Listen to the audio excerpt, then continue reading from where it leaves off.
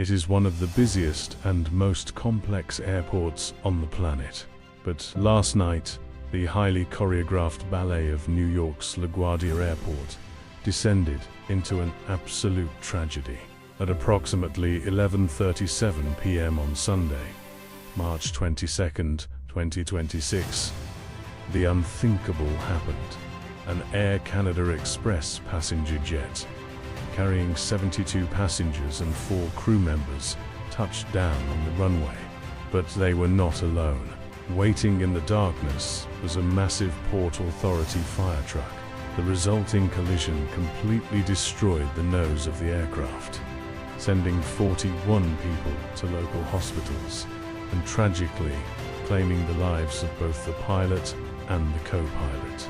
Today, the airport sits paralyzed, and the world is asking one terrifying question. With billions of dollars in modern radar technology, how did an international passenger jet and an emergency vehicle end up on the exact same runway at the exact same time? This is an investigative look into the devastating breakdown of Flight 8646. To understand how this tragedy occurred, we have to look at the events that took place just minutes before the crash. In aviation, disasters are rarely caused by a single mistake. They are usually the result of a chain reaction. And the first domino to fall that night had absolutely nothing to do with Air Canada. Moments before the collision, a different Planier United Airlines jet was preparing for takeoff. Suddenly, the United crew aborted their takeoff, reporting a strange odor in the cabin that was reportedly making flight attendants feel ill. Ground Unit 2384 is declaring an emergency. The flight attendants in the back are feeling ill because of the odor. We will need to go into any available gate at this time. Okay, roger that.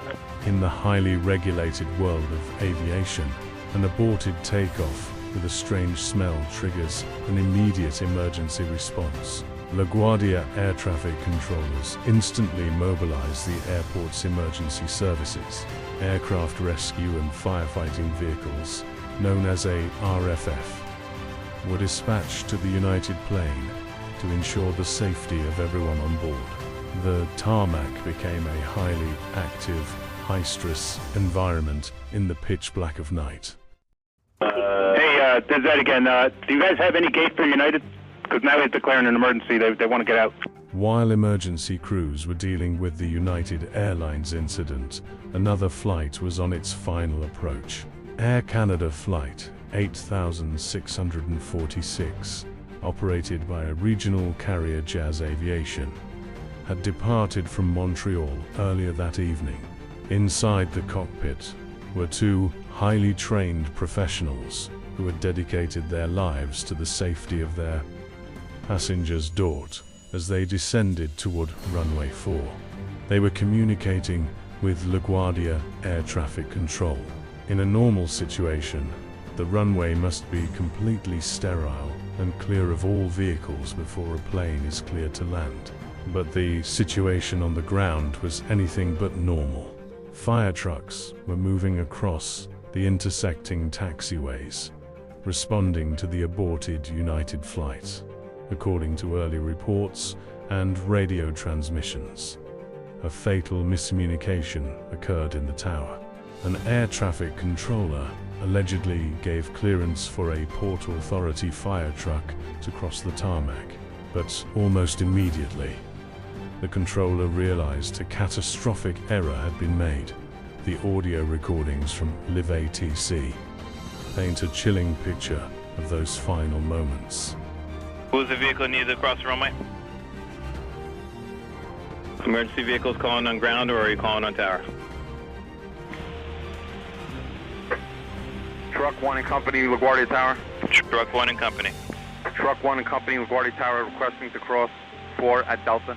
Truck 1 and Company, cross 4 at Delta. Truck 1 and Company, crossing 4 at Delta. Frontier 4195 to stop there, please. Stop. Truck 1, stop. And 2384 is cleared in lane 8 for 41. 2384, proceed to ramp. Proceed in. Sorry, truck 1. Stop, truck 1. Stop. Stop, truck 1. Stop. Realizing the Air Canada jet was touching down at roughly 140 miles per hour, the controller desperately tried to reverse the clearance. Over the radio, the controller can be heard saying, "Stop, truck 1. Stop." He then frantically attempted to divert other incoming aircraft away from the airport, but it was too late. The CRJ-900 jet collided with the fire truck.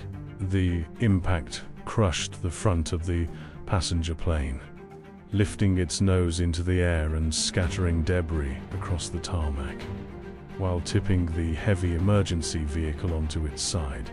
In the chaotic aftermath, and of an air traffic controller can be heard over the radio, heartbroken, saying, "I messed up."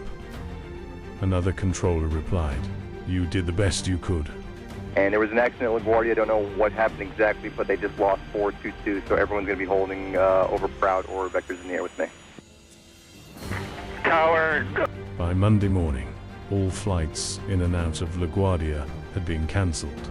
Over 40 people, including passengers, crew, and the firefighters in the truck, were transported to local hospitals. But the heaviest toll was the loss of the 2 Canadian pilots, who lost their lives while safely bringing their 72 passengers to the ground. The National Transportation Safety Board, the NTSB, has launched a GO team to investigate exactly how this systemic failure occurred. Runway incursion, sure. A plane or vehicle is in the wrong place at the wrong time. I've been a growing concern in the aviation industry for years. This tragedy is a dark reminder of the invisible dangers that exist in our global travel network. Our thoughts are with the families of the pilots and all those affected. What do you think needs to change in air traffic control to prevent this from ever happening again? Let us know respectfully in the comments below. Subscribe to know the truth for further updates on this investigation.